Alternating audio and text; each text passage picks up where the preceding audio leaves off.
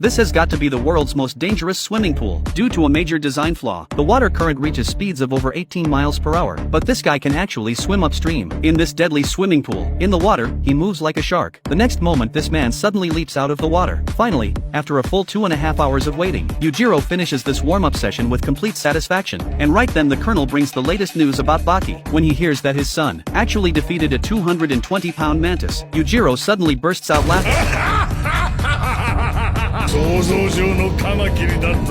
In his eyes, Baki only defeated an opponent he made up in his head. No matter how huge his imagined mantis was, it's all fake, not even worth a real-life dog. But Baki already figured his dad would say that. So to quickly boost his strength, he decides to kidnap the US president, right in front of 100,000 security personnel. And Baki's doing all this, just so the president will send him to Arizona State Prison, because that's where they keep the so-called unchainable man, Oliva. The president wants to refuse, but faced with Baki's incredible power, the president has no choice but to agree to Baki's demands. Soon Baki gets arrested by the police. From detention to trial to final sentencing, the whole process takes less than a day. After a long journey, Baki finally arrives at the prison as he planned. But before entering the prison, inmates first have to strip off all their clothes, then line up to go through metal detectors. If anyone's caught carrying contraband, they get shot on the spot. Next comes fingerprint collection and retinal scans, then mouth swab samples, to create a complete file on each prisoner. After all these checks, every prisoner's file eventually ends up in the warden's hands.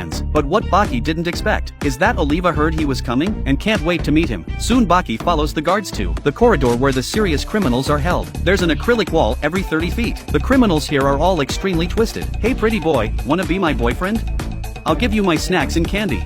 After passing through multiple checkpoints, Baki finally reaches Oliva's cell. But the moment he opens the door, Baki is completely stunned, because what he sees can only be described as absolutely luxurious. The room's full of priceless paintings and countless bottles of top-shelf wine. It's even more luxurious than the presidential suite. Oliva already knows Baki wants to challenge Yujiro Hanma, but Oliva couldn't care less about the father-son showdown. However, Baki wanting to use him as practice to get stronger, that he finds completely ridiculous. This prison holds 7,642 American criminals. 7,641 of them want him dead, but he's still the king of this prison. But after hearing Oliva's words, Baki just looks completely unimpressed. If it's a fight, then we can start anytime, anywhere. Before he even finishes talking, Baki throws a vicious punch right at Oliva's face. But what he doesn't expect is that such a powerful strike doesn't hurt Oliva at all. Faced with Baki's rudeness, Oliva doesn't get angry. Instead, he tells him to go practice with the prison's second strongest man. Soon Baki gets taken to Mr. Second's cell. Baki looks around, just as he's deciding which bunk to sleep in. Suddenly a dark figure calls out Baki's name. Baki's shocked. He never expected Champion Tyson to be in this cell too. Baki thought he must be the prison's second strongest man, but Tyson quietly tells him he can't even crack the top 10 here. He doesn't want to die young fighting for status.